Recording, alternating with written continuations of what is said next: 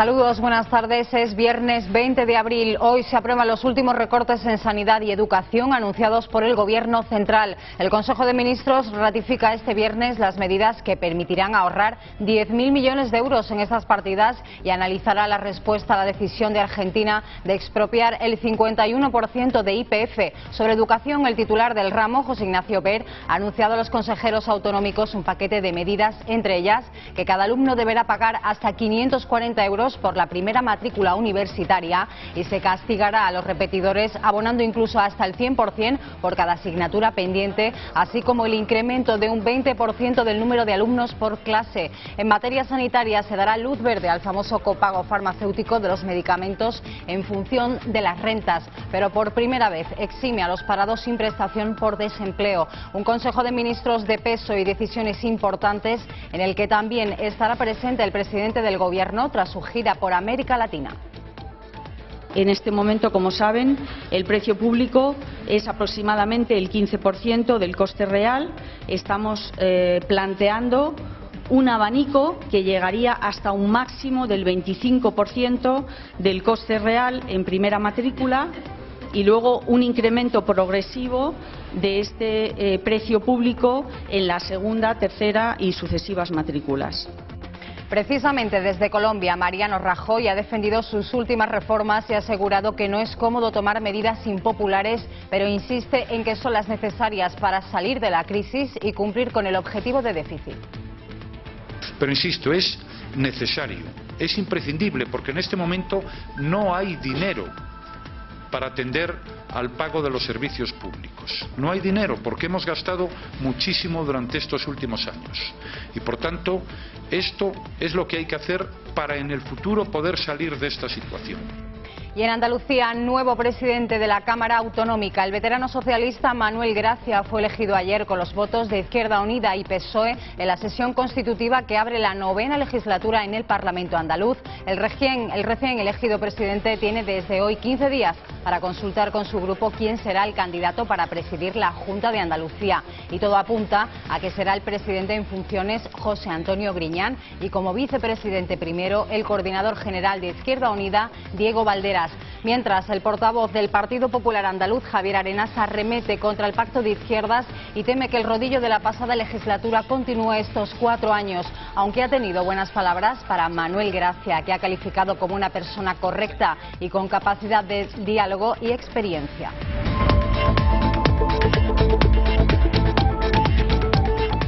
Hordas de adolescentes de todo el mundo llevaban mucho tiempo esperando este estreno y por fin, hoy viernes, llega a todas las salas, Los Juegos del Hambre. Bienvenidos, bienvenidos. Ha llegado la hora de seleccionar a un valiente y a una valiente que tendrán el honor de representar al Distrito 12 en los 74º Juegos del Hambre. Se trata de la primera entrega de una trilogía que espera arrasar en taquilla, tal y como hicieron en su día sagas tan populares como Harry Potter o Crepúsculo. En los Juegos del Hambre nos encontramos en un hipotético futuro en el que la supervivencia se ha convertido en un entretenimiento y es televisado a toda una nación. Y más historias de lucha, pero esta ahora basada en hechos reales. Soul Surfer cuenta el terrible accidente que sufrió la surfista Bethany Hamilton, que tras perder un brazo por el ataque de un tiburón no se rindió y continuó practicando su deporte, sirviendo como ejemplo de entereza, superación y valentía. Como especialista en piscicultura, esto es completamente absurdo. Es imposible que... Y del mar al río, porque en la pesca del salmón en Yemen, Ewan McGregor y Emily Blunt tendrán la complicada tarea de conseguir que esta especie sobreviva a las tórridas temperaturas del desierto. Y drama carcelario desde Rumanía. Si quiero silbar, silbo. Consiguió el premio del gran jurado en el pasado Festival de Berlín. Una dura historia tan real como la vida misma, que narra los últimos 5 días de un adolescente internado en un centro de detención juvenil. ¿De acuerdo? Este viernes nos deja otros asuntos protagonistas, se lo contamos en titulares.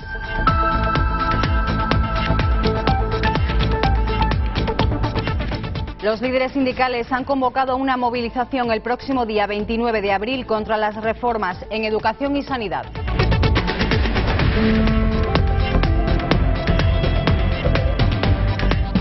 El precio medio de la gasolina ha marcado un nuevo máximo histórico, roza ya los 1,5 euros.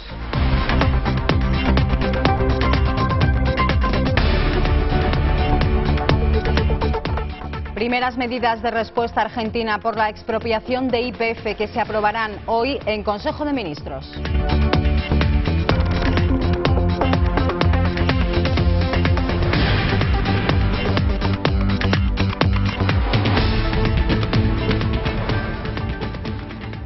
Este viernes se dará luz verde a las últimas reformas en educación y sanidad. El Consejo de Ministros aprobará el recorte de 10.000 millones de euros en estas partidas, medidas que los titulares de ambos ramos ya han adelantado estos días y que van encaminadas a la reducción del déficit acordado con Bruselas. Sobre sanidad, el nuevo copago farmacéutico de los medicamentos en función de las rentas, del que solo quedan exentos los parados de larga duración. Y en materia educativa, para tratar de ahorrar el resto, 3.000 millones de euros, el ministro de Educación, José Ignacio Wert, ya ha adelantado a los consejeros autonómicos algunas de ellas, como el incremento de un 20% del número de alumnos por aula o la subida de las tasas universitarias hasta 540 euros más por la primera matrícula. La secretaria de Estado de Educación, Montserrat Gomendio, ha asegurado que es un momento de emergencia educativa y que no cabe duda de que la necesidad de reformas profundas para mejorar la calidad de la formación de los alumnos es indispensable.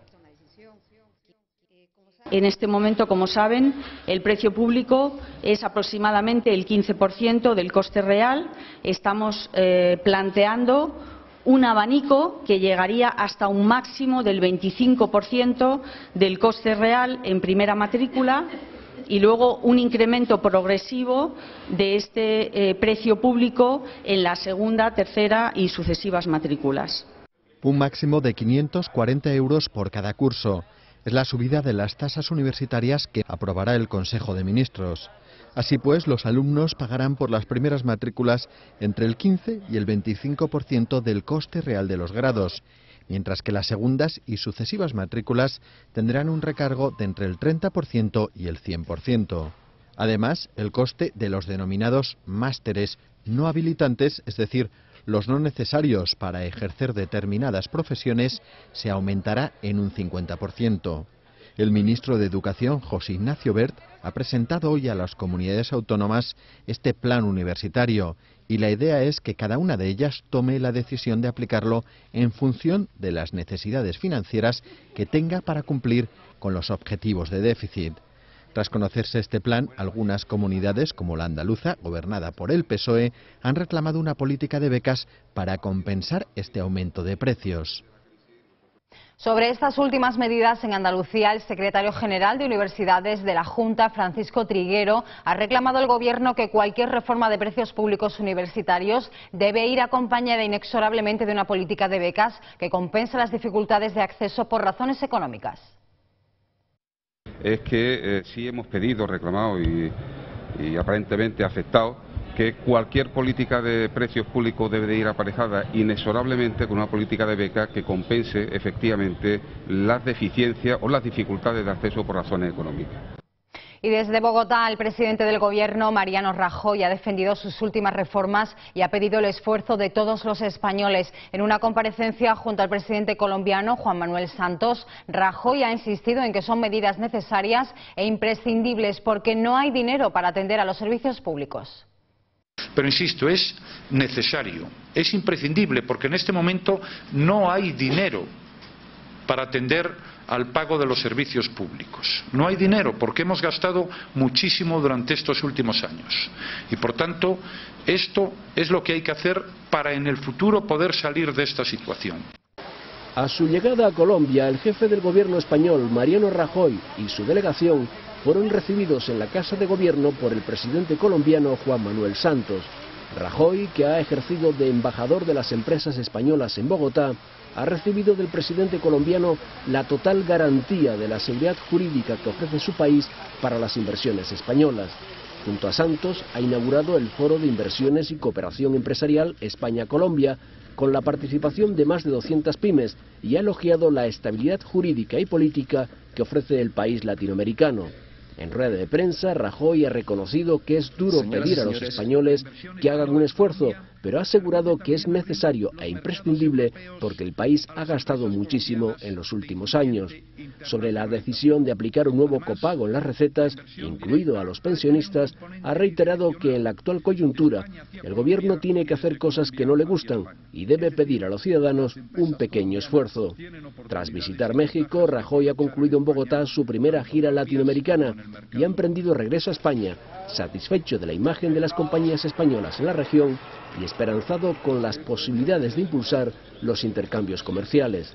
Hoy se espera que en Consejo de Ministros apruebe los ajustes en sanidad y educación y también las primeras medidas contra el gobierno argentino después de la expropiación de YPF. Y recién llegado de su viaje a México y Colombia, esta tarde el presidente del Gobierno será recibido por el rey don Juan Carlos en Zarzuela en el primer despacho que mantendrán ambos desde la Semana Santa. El monarca reanuda así su actividad oficial tras recibir el alta hospitalaria el pasado miércoles. El rey reanuda hoy su actividad oficial tras recibir el alta hospitalaria. Don Juan Carlos recibe esta tarde en el Palacio de la Zarzuela al presidente del Gobierno, Mariano Rajoy, recién llegado de su viaje oficial a México y Colombia. Este será el primer despacho que mantendrán desde la Semana Santa. Los jefes del Estado y del Ejecutivo no pudieron celebrar el lunes 9 de abril el despacho semanal que habían previsto mantener ese día porque el rey se encontraba en un viaje privado en Botsuana. Allí sufrió una caída accidental en la madrugada del pasado viernes que le provocó una fractura de cadera. El encuentro entre el rey y Rajoy se produce 2 días después de que don Juan Carlos pidiera disculpas por este viaje, reconociera su equivocación y garantizara que no volvería a cometer un error de este tipo en una declaración pública sin precedentes antes de abandonar el hospital. Esta tarde también tendrá lugar la primera reunión entre la ministra de Empleo, Fátima Báñez, y los secretarios generales de UGT y comisiones obreras. Será el primer encuentro entre gobierno y sindicato tras la huelga general del pasado 29 de marzo y después del envío de varias cartas a Mariano Rajoy. En contra de los recortes de sanidad y educación, los líderes sindicales han perfilado un nuevo calendario de movilizaciones. La próxima protesta será el 29 de abril, solo un mes después de la huelga contra la reforma laboral. UGT y comisiones obreras aseguran que es injusto que los problemas presupuestarios se trasladen a los ciudadanos españoles. Por ello, insisten en poner en marcha un gran consenso político y social por la reactivación económica y la creación de empleo. Gracias. ¿Más izquierda? Para difundir las reformas del Gobierno central, el Partido Popular está dispuesto a explicar hasta el último rincón de España las medidas que está tomando el Ejecutivo de Mariano Rajoy. Para ello están diseñando una campaña para implicar a todo el partido a nivel comarcal, provincial, regional y nacional, y en la que participarán diputados, senadores, cargos públicos y dirigentes políticos. Se trata de articular un relato de todo lo que está proponiendo el Gobierno a través de cuñas de radio, octavillas y actos sectoriales, en los que se pondrá el énfasis, según los populares, en que están reformando para garantizar el futuro de acceso a los derechos y para proteger la competitividad de la economía.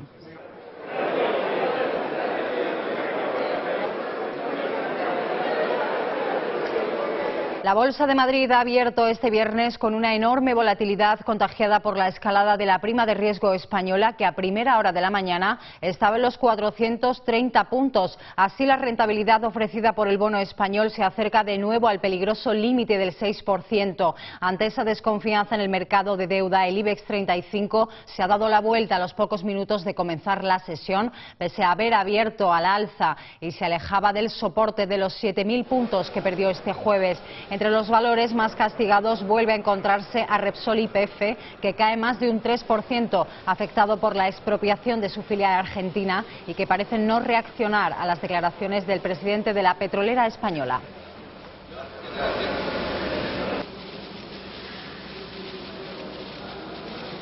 La directora gerente del Fondo Monetario Internacional, Christine Lagarde, ha calificado como muy buenas las medidas adoptadas por el Gobierno español para ayudar a la banca a sanear sus balances por la crisis crediticia y sus malas inversiones. Lagarde ha recordado que el Ejecutivo presidido por Mariano Rajoy ha adoptado una reforma del sector bancario que es bienvenida y que indica que se está tomando muy en serio la situación. En este sentido, la exministra francesa de Finanzas ha pedido también a las autoridades europeas que el Fondo de rescate permanente pueda ayudar también al sector financiero de un país sin necesidad de acordar un rescate para España.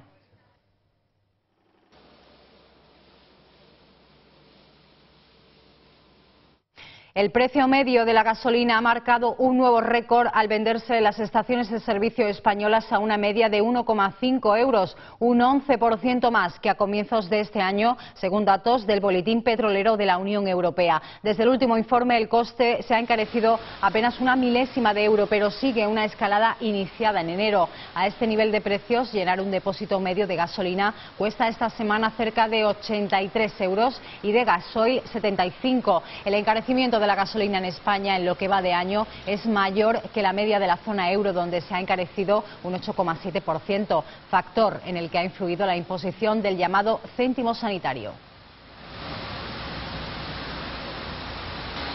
Ante este panorama económico, España ha dejado de ser el destino favorito de la inmigración. Es la primera caída de la cifra de extranjeros desde 1998. El estallido de la crisis y el endurecimiento de las políticas de inmigración ha provocado que la cifra de extranjeros haya caído un 0,7%, con más de 40.000 personas menos. 47.213.000 residentes en España. Es el censo a 1 de enero de este año.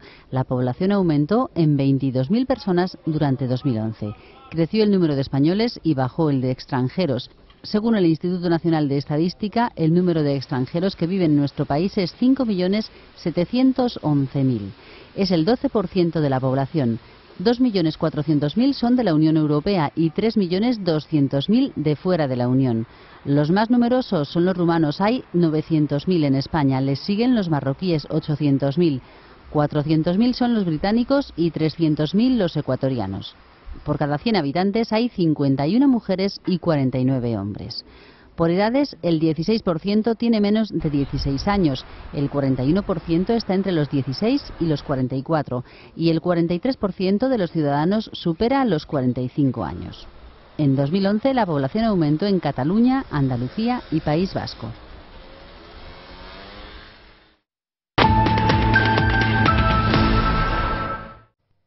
España y Estados Unidos han acordado colaborar a nivel internacional para defender la legalidad y tratar de convencer al gobierno argentino de que rectifique la expropiación de YPF a la petrolera española Repsol. Mientras, las autoridades argentinas han decidido sumar YPF Gas al proyecto de expropiación, según un comunicado de los interventores de YPF firmado por el viceministro de Economía de Argentina, Axel Kicillof.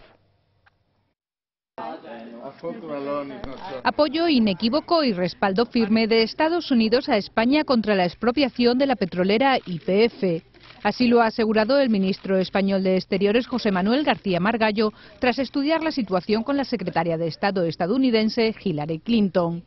Así como el miércoles dije que la primera reacción de los Estados Unidos me había parecido tibia y que a mí personalmente no me había gustado, esta declaración, he de decir que es una declaración muy firme, de respaldo inequívoco a España y por tanto tengo que dar las gracias. En un encuentro paralelo a una reunión de la OTAN en Bruselas, ambos han acordado colaborar para defender la legalidad y tratar de convencer al gobierno argentino para que rectifique su decisión de expropiar YPF a la petrolera española Repsol. Vamos a explorar todas las vías en las que podamos colaborar juntos para restablecer la legalidad internacional. Vamos a intentar analizar en qué podemos trabajar en el Banco Mundial, en el Fondo Monetario Internacional, en el G20, en el Club de París, en cualquier otra institución en que se pueda ejercer una acción para intentar que el gobierno de Argentina rectifique. Sobre la mesa todas las medidas que se consideren oportunas y legales. El Consejo de Ministros estudiará este viernes las que España adoptará dentro de sus competencias y las que piensa proponer a la Unión Europea.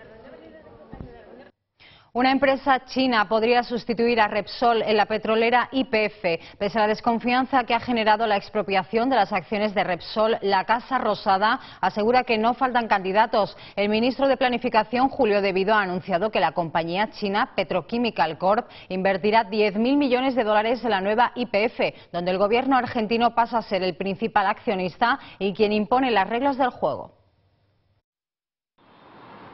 El gigante petrolero Sinopec cree que la nacionalización de YPF podría traer también ventajas para China. En una entrevista a un diario económico local, una fuente no identificada de la compañía estima que la decisión del gobierno argentino podría facilitar la comunicación y el intercambio entre los dos países. Las manifestaciones se producen después de que el pasado martes el ministro argentino de Planificación, Julio De Vido, apuntase que el gigante estatal chino podría invertir unos 7.700 millones de euros en YPF. Según ha revelado un portal financiero chino, Repsol trató de vender el 57% en YPF a compañías del país como Sinopec, antes de que se produjese la nacionalización. El propio presidente de Repsol, Antoni Brufau, ha reconocido que recibió ofertas por YPF antes de las medidas adoptadas por el gobierno argentino, aunque nunca ha llegado a detallar el origen de las mismas. Precisamente para abordar la crisis en torno a Repsol se reunía ayer la vicepresidenta y portavoz del Gobierno, Soraya Sáenz de Santamaría, y la comisaria de Derechos Fundamentales y Ciudadanía, Viviane Reding. En la entrevista, Sáenz de Santamaría ha explicado todo el paquete de reformas que ha aprobado el Ejecutivo y las que se prevé que vean la luz próximamente. Por su parte, Reding le ha trasladado su pleno apoyo a todas las medidas del Gobierno para hacer frente a la crisis económica. Así ha detallado aspectos de la Ley de Estabilidad Presupuestaria, de la reforma financiera, de la laboral o del proyecto de ley de transparencia que próximamente aprobará el gabinete de Mariano Rajoy. Gracias. Soy tan amable. Gracias. Y no nos movemos de Argentina porque los golpes que le propinó el presidente de una legislatura comunal del norte argentino a un periodista que pretendía ingresar a la sede para cubrir una sesión causan indignación en las redes sociales y el rechazo de organizaciones de prensa. O limite tales derechos. Esta agresión a un periodista argentino por parte de un concejal ha desatado una ola de indignación en el país sudamericano y también en Internet. Sucedió en Candelaria, en la provincia de Misiones, al este del país. El periodista, al que vemos a la izquierda, se llama Daniel Luna y dirige un canal de televisión y una emisora de radio. Protestaba ante el presidente del concejo, Jorge Peña, frente a él, porque desde hace meses no le permite cubrir el pleno comunal. Tras unos minutos de tira y afloja, Luna lee al concejal un párrafo de la Constitución argentina sobre la libertad de expresión y Peña se lía a golpes con él. Otro redactor intenta retener al concejal, pero este se vuelve contra él y también le propina varios puñetazos y patadas. Daniel Luna ha presentado una denuncia contra Peña y ha recibido mensajes de apoyo en las redes sociales y por parte de varias asociaciones de prensa de su país que piden la renuncia del concejal agresor.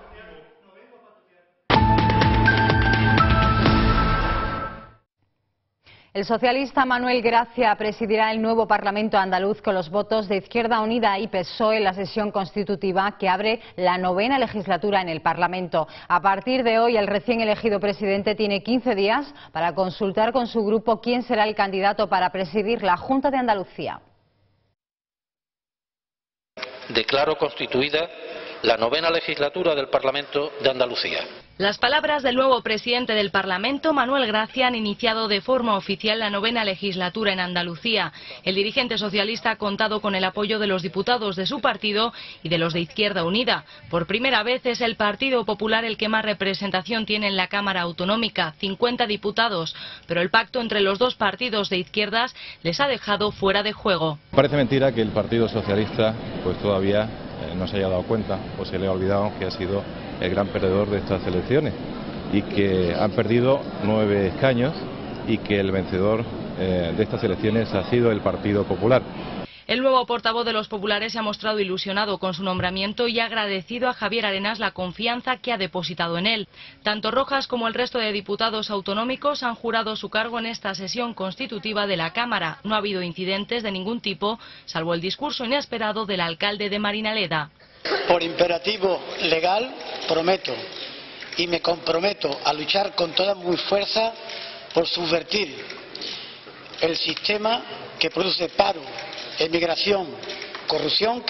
En lugar de limitarse a jurar o prometer su cargo, ha pronunciado una encendida crítica contra el sistema capitalista y la corrupción. Y poco antes de que esto se produjera, el que previsiblemente repetirá como presidente de la Junta, José Antonio Griñán, manifestaba su objetivo de formar un gobierno de coalición con Izquierda Unida. Diálogo social, diálogo político, diálogo institucional, con un gobierno de lealtad institucional, de colaboración y cooperación con todos los gobiernos, fundamentalmente con el Gobierno de España, porque la situación ahora mismo es una situación delicada que nos obliga, por un lado, a fortalecer el valor España ante los mercados internacionales, pero fortalecer España fortaleciendo el Estado de las autonomías. Yo quiero entender como un discurso de compromiso con el conjunto de la sociedad andaluza para hacer posible que esta casa sea capaz de albergar todas las voces de los ciudadanos y ciudadanas de Andalucía que quieren ese nuevo tiempo para que se solucionen sus problemas. Ha insistido en que Andalucía necesita un gobierno estable y ha reclamado a los diputados que trabajen con intensidad porque el futuro gobierno andaluz necesita de todos ellos. Y mientras el Partido Popular Andaluz considera que esta legislatura del Parlamento ha empezado con mal pie al no ostentar su formación la presidencia de la Cámara Andaluza, que finalmente ocupará el socialista Manuel Gracia, pese a que el Partido Popular Andaluz fue la fuerza más votada en las pasadas elecciones autonómicas. El líder de los populares en Andalucía, Javier Arenas, ha destacado que Izquierda Unida había asegurado desde la celebración de los comicios que quien presidiera la Junta no debía presidir también el Parlamento. Arenas ha subrayado que ojalá el rodillo de la pasada legislatura no siga estos 4 años. Si bien ha tenido buenas palabras para el nuevo presidente del Parlamento, a quien ha considerado una persona muy correcta, con capacidad de diálogo y experiencia que puede tener una buena gestión al frente del Parlamento.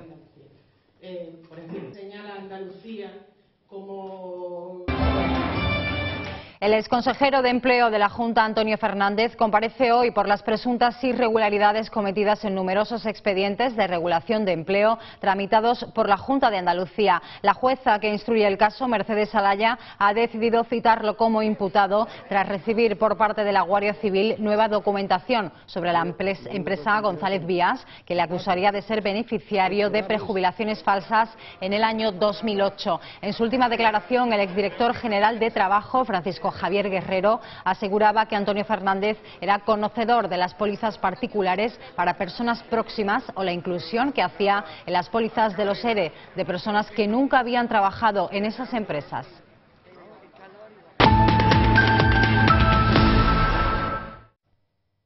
Iberia cancela hoy un total de 122 vuelos debido a la 16ª jornada de huelga de sus pilotos que protestan por la creación de la filial de bajo coste Iberia Express. Se trata del 4º paro en el mes de abril y que se repetirá hasta el próximo 20 de julio. En Andalucía, 16 vuelos han sido cancelados para este viernes y el próximo lunes en los aeropuertos. Entre los vuelos afectados a nivel nacional figuran 58, de los que una veintena corresponden al puente aéreo entre Madrid y Barcelona y los 64 restantes son vuelos internacionales, principalmente hacia destinos de capitales europeas como Lisboa, Londres, París o Roma.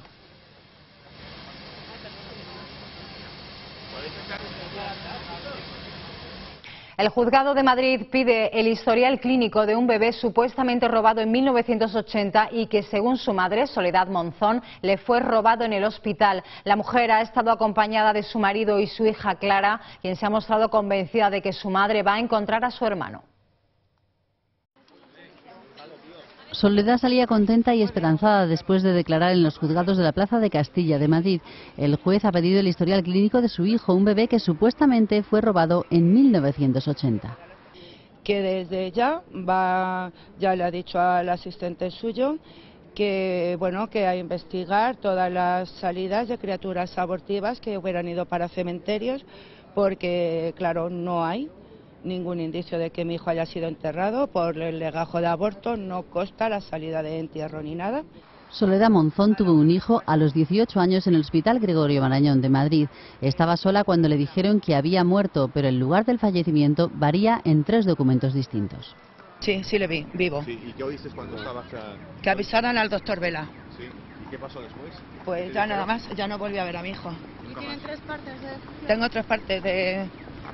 Tengo documentadas 3 fallecimientos diferentes. La madre buscó a su hijo en los cementerios madrileños, pero no hay rastro de él. Cree que su caso es uno de los más de 1000 que presuntamente fueron robados en hospitales españoles durante 4 décadas.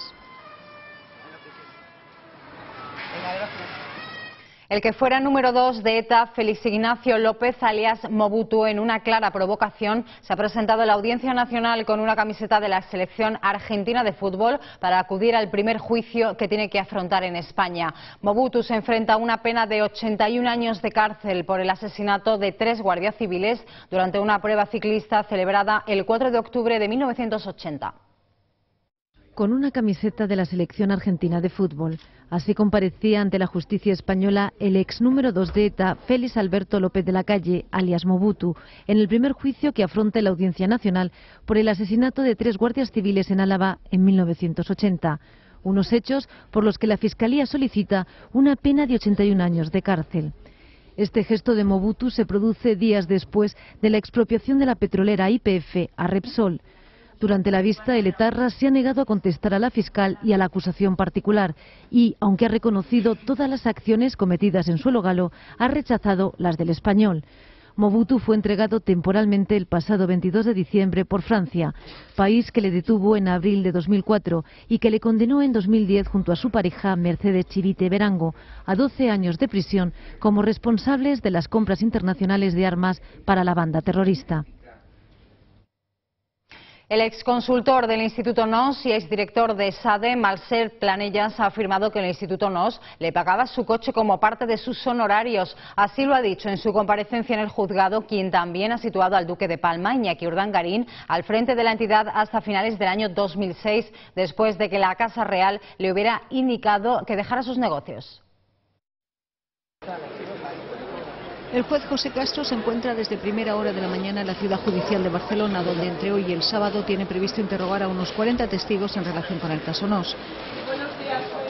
Buenos días. Apoyo de los mails que le pasó a la defensa de Diego Torres, un cambio de opinión y quizás... Entre ellos al ex número 2 de la Escuela de Negocios ESADE, Marcel Planellas, a quien ya interrogó en febrero, aunque sin los abogados personados en la causa.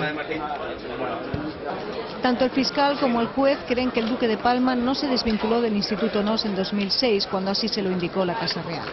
Planellas ha declarado que Iñaki Urdangarín siguió vinculado a la entidad hasta finales de ese mismo año, como así lo acredita su participación en el Valencia Summit en octubre del 2006. Ratificar un poco lo que venimos manteniendo el Ministerio Público y la acusación, ¿no? Y es que pues el señor Urdangarín se mantuvo en el Instituto NOS al frente más tiempo de lo que él mantuvo en su declaración. Y bueno, pues se sigue corroborando lo que se ha dicho en muchísimas declaraciones, y es que el Instituto NOS pues había 2 jefes, tanto el señor Urdangarín como el señor Diego Torres. El magistrado ha suspendido de momento la declaración del empresario Pablo Herrera, que también facturó para el Instituto NOS. Entre los testigos que declaran hoy está el administrador de consultoría Pedro Arralda y el regatista Roberto Molina, para aclarar su relación con el caso. La Guardia Civil ha desarticulado en Ávila una banda dedicada a robos con violencia, con la detención de 4 personas, y que se había constituido en una organización criminal estructurada y jerarquizada, ya que planificaba el atraco y secuestro de un joyero en Madrid. Aunque las investigaciones se iniciaron a finales del año pasado, tras detectar varios robos con fuerza en hogares, las detenciones se aceleraron cuando los miembros del equipo de policía judicial constataron que la banda controlaba las actividades de un joyero madrileño. Se trata de un empresario de la joyería de la localidad de Villamanta, situada al suroeste de la comunidad madrileña, al que los supuestos autores tenían previsto atracar y secuestrar empleando la violencia con los miembros de la familia.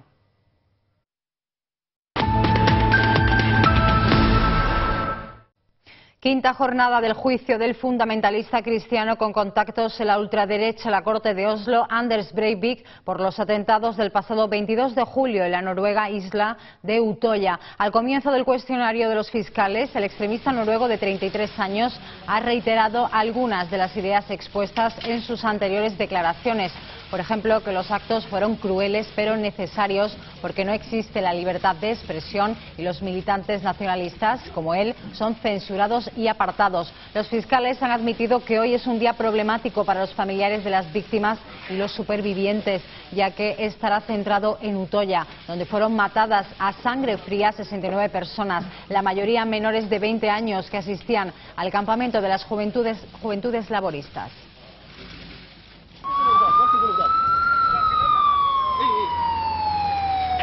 Y apenas 3 semanas después de la cumbre de la Liga Árabe, el terror ha vuelto a golpear Irak. Al menos 42 personas han perdido la vida y un centenar han resultado heridas en una serie de ataques coordinados que afectaron a Bagdad, Samarra y Kirkuk. En total, una veintena de explosiones, 14 de ellas provocadas por coches bomba, que en la capital tuvieron como objetivo barrios de población mayoritariamente chií. El convoy en el que viajaban el ministro de Sanidad, Hamad Amin, también ha estado en el punto de mira de los terroristas que intentaron asesinarle cuando circulaba por la capital.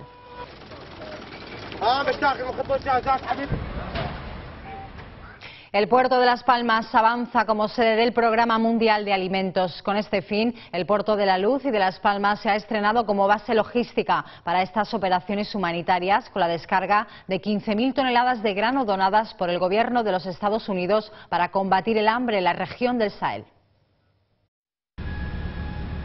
50 contenedores de alimento partirán este sábado del puerto de Las Palmas de Gran Canaria hacia el Sahel para paliar la hambruna que sufre la región africana. La salida de esta ayuda donada por Estados Unidos se efectuará así, sin demora, como estaba previsto. Un conflicto entre los estibadores del puerto de La Luz y la autoridad portuaria amenazaba con retrasar su partida. Los estibadores cargarán finalmente, como solicitaban, los contenedores dentro del puerto, desde los Islos Canarios hasta la terminal. El puerto de Las Palmas ha sido elegido por la ONU para acoger una base estratégica del Programa Mundial de Alimentos desde la que atender la crisis en África. La semana pasada se estrenó en este tipo de funciones al acoger la descarga de 15.000 toneladas de sorgo enviadas por la Agencia de Desarrollo Internacional de Estados Unidos con destino al Sahel. De esa partida de ayuda humanitaria, 8.000 toneladas han sido cargadas a granel en un barco que las transportará a Camerún, desde donde se dirigirán a su destino final. Las otras 7.000 toneladas se han envasado en sacos para almacenarlas en 350 contenedores para salir de forma progresiva hacia el mismo país. Los primeros 50 de ellos este sábado. Conocemos la previsión del tiempo para las próximas horas.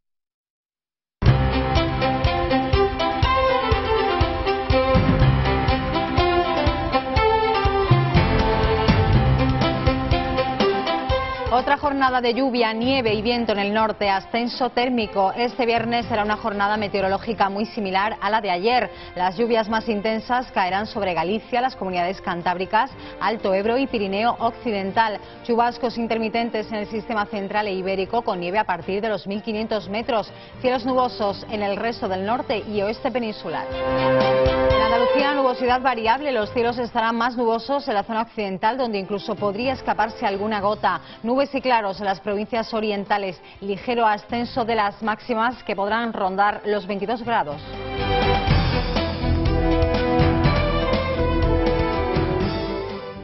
El teléfono móvil es más que una herramienta, es un compañero de viaje imprescindible gracias a sus diferentes utilidades que nos permiten conocer los lugares donde vamos. Son las conclusiones de un foro sobre turismo y tecnología que se celebra estos días en Oviedo. El teléfono móvil se ha convertido en un compañero imprescindible para viajar. Gracias a sus aplicaciones ya es posible acceder a mapas, conocer el horario de un museo o incluso pagar como si fuese una tarjeta de crédito. Así lo han destacado representantes de empresas relacionadas con el turismo que se han dado cita en Oviedo para participar en el foro turismo.as. Entre ellas, Mercedes Sánchez, de TripAdvisor para España y Portugal. Más del 50% de la gente que viajamos utilizamos nuestro móvil para buscar restaurantes, para buscar hoteles, para buscar sitios que visitar y por tanto es determinante, es muy importante para los que trabajamos en turismo estar ahí presentes y llegar a toda esa audiencia que quiere recibir la información en este momento. La cuarta edición de este foro ha apostado por la internacionalización y los emprendedores. 400 especialistas del sector turístico han acudido a esta cita que les acerca a unas tecnologías que, aunque parezcan del futuro, son del presente. Un documental autorizado sobre la vida de Bob Marley llegará a las pantallas de Norteamérica este viernes. El documental, realizado con el apoyo de la familia Marley, cuenta la vida del artista desde sus inicios hasta el momento en que alcanza la fama internacional e incluye material inédito y entrevistas con familiares, amigos y músicos.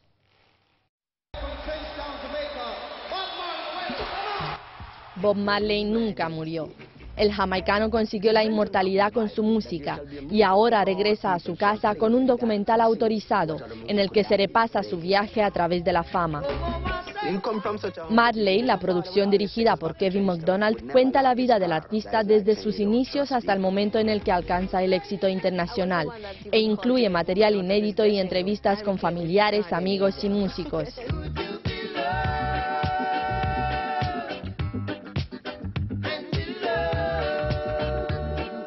El preestreno tendrá lugar en el emblemático Emancipation Park de Kingston, donde se proyectará la cinta de forma gratuita como homenaje a las raíces del artista.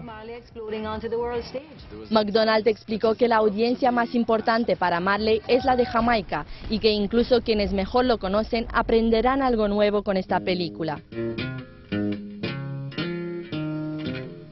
Como curiosidad, este será el primer documental que se estrene al mismo tiempo en la página oficial de Marley en Facebook y en las salas de cine del país. Parte de los ingresos obtenidos irán a parar la organización Save the Children, defensora de los derechos de la infancia. Bob Marley dio voz a los problemas sociales y políticos de su tierra con su música y se convirtió en el ícono más reconocido del reggae y del movimiento Rastafari del mundo.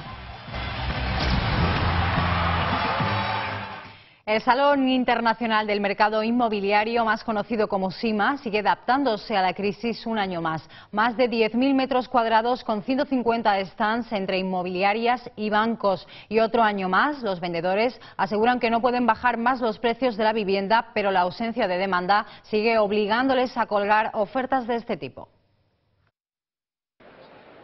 Precios de hace 20 años, viajes gratis para conocer promociones en la costa o sorteos de mobiliario y decoración al adquirir una vivienda.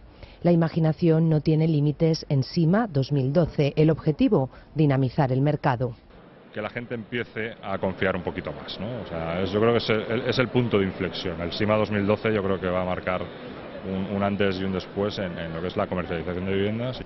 Más de 150 expositores muestran desde hoy y hasta el domingo su oferta inmobiliaria en SIMA. El dato más llamativo, al menos una decena de ellos, son bancos. Al fin y al cabo, yo creo que esto aquí hemos perdido todos. Si es que al final el banco prestó 300.000 euros y hoy tiene un inmueble que cuesta 50.000. Con más de 15.000 visitantes registrados, lo que menos se veía hoy por el salón eran familias en busca de un piso. En contra, uno de los stands más concurridos ha sido este, un portal en chino que busca inversores del país asiático. En él puede anunciarse cualquier promotor y allí encontrará la manera de sortear la principal barrera, el idioma. Ahora mismo hay cada vez un número más creciente de chinos de China que quieren comprar en otros países porque buscan calidad de vida. Y, cómo no, libertad. La alcaldesa de Madrid ha inaugurado hoy esta feria que acoge más de 400 promociones de primera y segunda residencia destinadas a vivienda habitual o producto de inversión. A principios del siglo XIX, atravesar el Atlántico era una aventura llena de peligros, un viaje al que se lanzaron unos 60 americanos con la ilusión de llevar a las Cortes de Cádiz las reivindicaciones de las colonias españolas. Un mosaico de técnicas audiovisuales forman parte de esta muestra titulada 1812, el poder de la palabra. Después de la exposición en clave de historia en la Casa Pinillos o de la interactividad del nuevo centro de interpretación, el consorcio junto a Acción Cultural vuelven a inaugurar una nueva muestra sobre los acontecimientos que rodearon la promulgación de la PEPA en el Museo Provincial. Un evento más que se suma a los ya realizados en pro de las conmemoraciones de este año. En esta ocasión, los diputados americanos y sus ideas son la base fundamental de 1812, el poder de la palabra.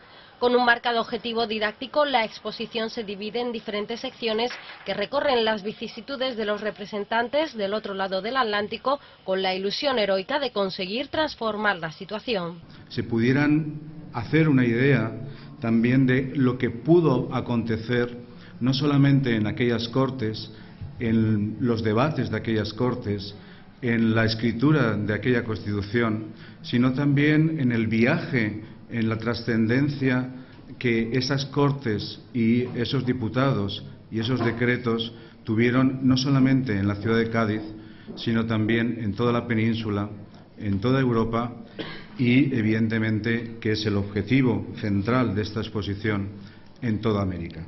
El representante de Acción Cultural, Ignacio Ollero, ha querido destacar en la presentación de la muestra también la importancia de la publicación que la acompaña. El volumen, editado con la colaboración de Ediciones Lumbe y la Fundación AXA, recopila textos de varios historiadores que recorren las relaciones entre ambos hemisferios desde la época doceañista. La muestra estará abierta hasta el próximo 2 de julio y descubre las primeras ideas liberales americanas que fraguaron parte de la Constitución. Desde sus viajes, sus discursos, los debates, hasta la influencia del texto constitucional en sus respectivas naciones. Los visitantes podrán ver de primera mano la historia de ambos hemisferios, que no solo se gestó en Cádiz, sino que traía tras de sí varias décadas de reivindicaciones y que podía haber fraguado en un sistema de Commonwealth y que acabó en la independencia de las colonias del otro lado del Atlántico. Mañana a las 8 de la tarde es muy probable que las calles estén bastante desiertas. Hugo, buenas tardes, porque se juega el clásico Barcelona-Madrid. Se paraliza el mundo deportivo.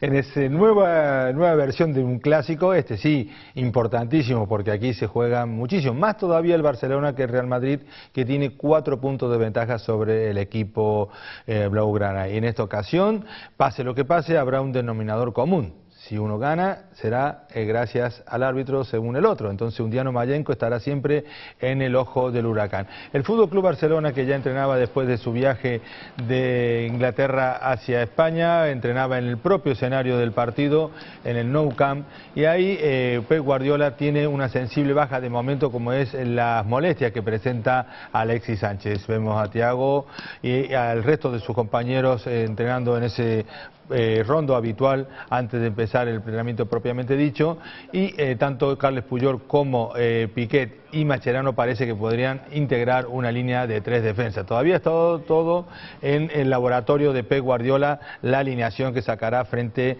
al equipo blanco. Por parte de Mourinho, tiene a todos sus jugadores disponibles y eso hace que este clásico llegue en un momento muy álgido de la temporada, donde los dos equipos han tenido muchos partidos, muchos contratiempos.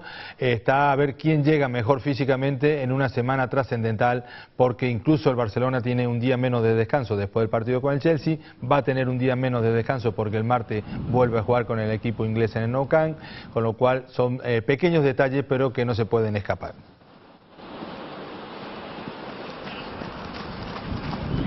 Y otro jugador blanco que también cobraba parte de su sueldo con la nómina del Real Madrid, Raúl González Blanco, dice adiós al fútbol alemán y al Schalke 04, muy emotiva despedida, pero piensa ya en otro destino. Este otro puede ser algo de los países árabes. De momento no ha querido desvelar nada, simplemente que finaliza contrato y que se marcha. Adiós de Raúl al Schalke 04. El delantero español dejará el equipo alemán al final de esta temporada.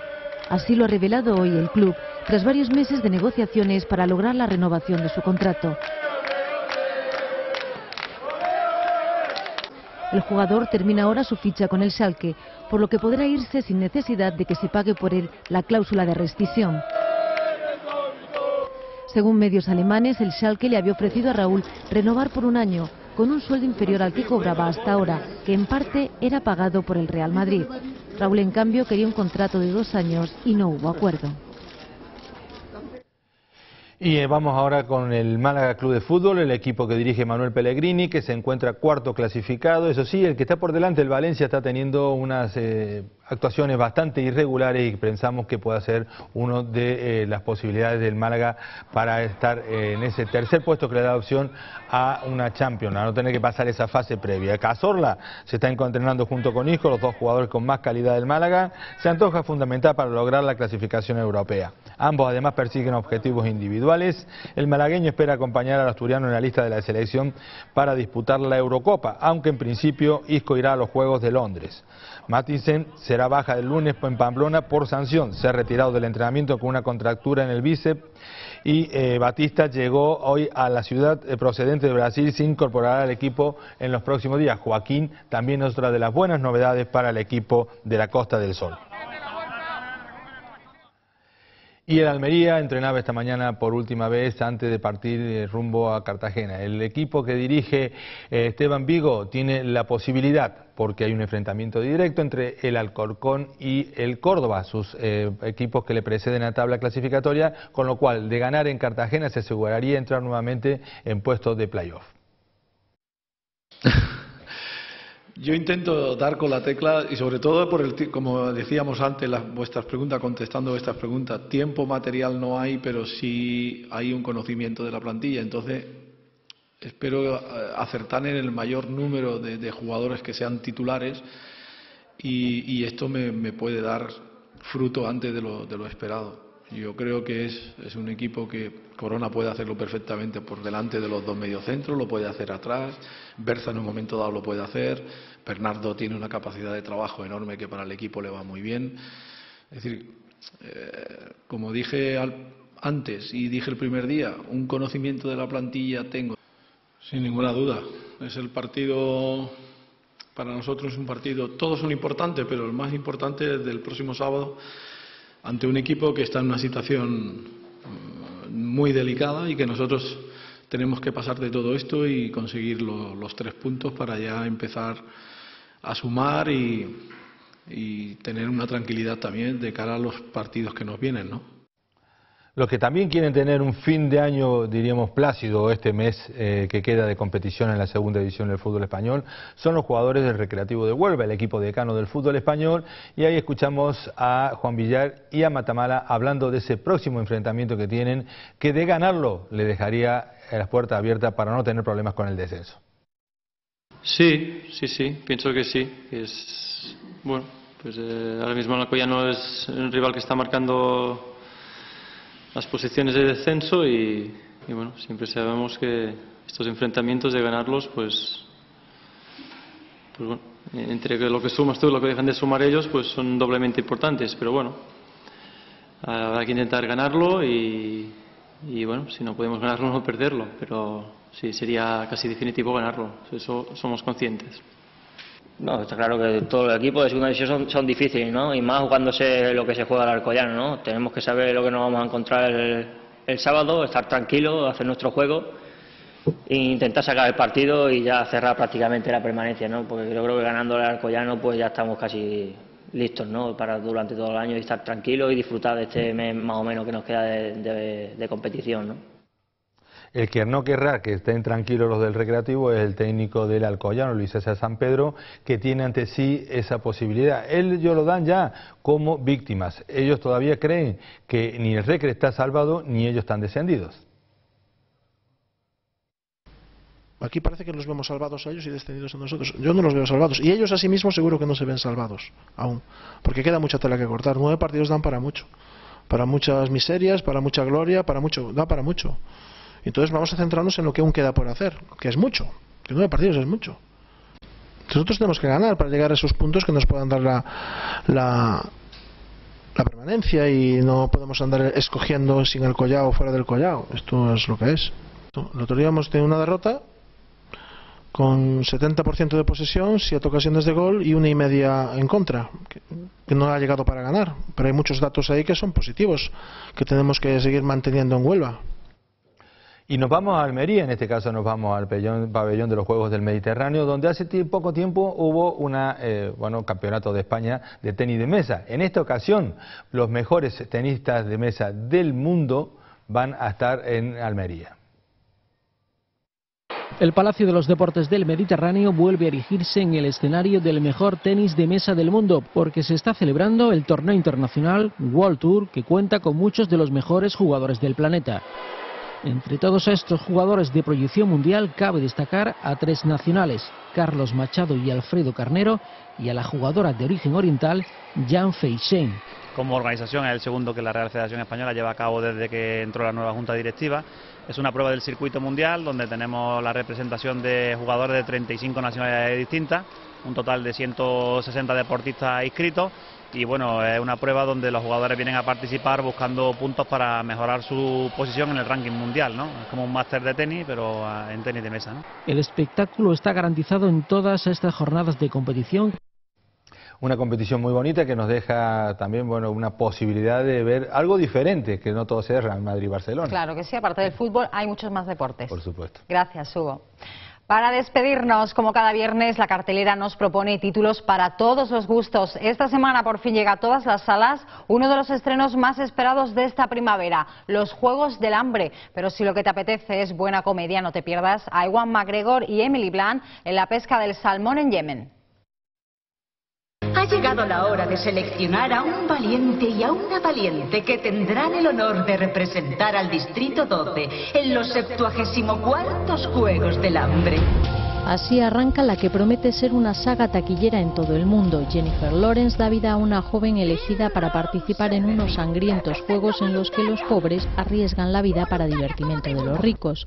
Gary Ross dirige este drama futurista que ha arrasado en Estados Unidos. Como especialista en piscicultura, esto es completamente absurdo. Es imposible que el salmón pueda sobrevivir en semejante hábitat. Gracias por atenderme, señorita Chetwood Talbot. Conozco la salida. Adiós. Las leyes de la piscicultura sirven a Lasse Hallström para reflexionar sobre la vida en tono de comedia. Ewan McGregor, Anne Wackett, Emily Blunt y Kristen Scott Thomas protagonizan esta historia sobre un jeque empeñado en hacer realidad la pesca del salmón en Yemen. Dos hermanos de padres divorciados no pierden la esperanza de volver a ser una familia y aunque cada uno vive con un progenitor, buscarán un milagro que vuelva a unir a sus padres. El director japonés Koreeda dirige Kiseki, Milagro en japonés.